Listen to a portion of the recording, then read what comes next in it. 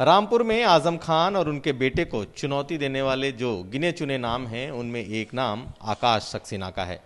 यूं तो भाजपा से इनका पूरा परिवार पीढ़ियों से जुड़ा है, लेकिन इस वक्त अब्दुल्ला आजम जो कि आजम खान के बेटे हैं, उनका जो बर्थ सर्टिफिकेट को लेकर जो तमाम कंट्रोवर्सी सामने आई, उसके पीछे अगर कोई एक नाम है तो आकाश सक्सेना इस वक्त हमारे साथ हैं। आकाश सक्सेना जी, सरकार ने और खासकर विधानसभा ने लिख करके भेजा है कि उन्हें अगले 6 साल के लिए चुनाव लड़ने से रोका जाए। ये कौन सी मुहिम है और इसमें क्या पूरा का पूरा मामला है?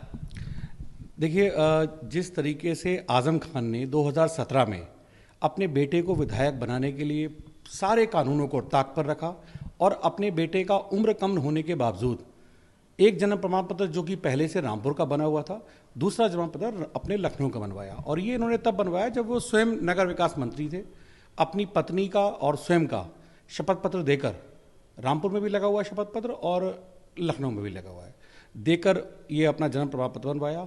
मैंने जब इसकी यहाँ से इसकी जब कंप्लेंट की थी तो पूरी इसमें जांच हुई, सही पाया गया और 2019 में 3 जनवरी 2019 को इसमें केस दर्ज किया गया और हाई कोर्ट ने इसी मैटर को संज्ञान में लेते हुए इनकी जो विधायकी है उसको रद्द किया। 16 दिसंबर 2019 को इनकी विधायकी रद्द किया और अब प्रमुख सचिव विधानसभा के माध्यम से आदरणीय राष्ट्रपति महोदय के पास जो पत्र भेजा गया है उसमें ये संस्तुति की गई है कि इनको 6 साल के लिए डिवार किया जाए। हमने 10 वर्ष के लिए मांग की थी, तो लेकिन उसमें ऐसा भेजा गया है और मुझे पूरी उम्मीद है कि इस मामले में अब्दुल्ला आजम को रोक लगाई जाएगी।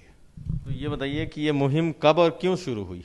आप उनके पॉलिटिकल अपोनेंट हैं इसलिए? देखिए, पॉलिटिकल दुश्मनी की बात नहीं होती है। वो मुझे ऐसा लगता है कि आजम खान समाज का दुश्मन है। आजम खान ने जिस तरीके से, क्योंकि आज मैं जो रामपुर में जो लड़ाई लड़ रहा हूँ वो वहाँ गरीबों की लड़ाई है, दलितों की लड़ाई है, मैं किसी कोई विशेष वर्ग की लड़ाई नहीं लड़ रहा हूँ।